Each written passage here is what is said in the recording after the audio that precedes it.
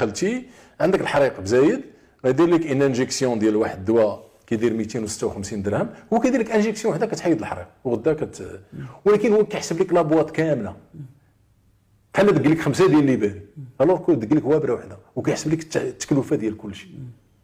ولا مثلا ضرك راسك عطاك كينه ديال الراس كيحسب لك باكيه، مثلا كلتي غا يومين شربتي 3 الكينات ولا 4 كيحسب لك باكيه الوغ ما عندوش الحق.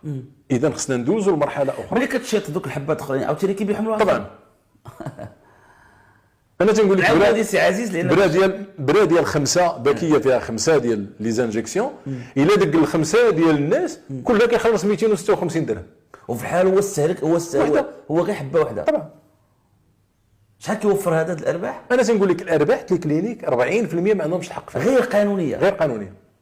وبعلم السيد الوزير طبعا وكل شيء الا ما كانش في خبارهم خصوش يبقى كاع في الوزاره. 40%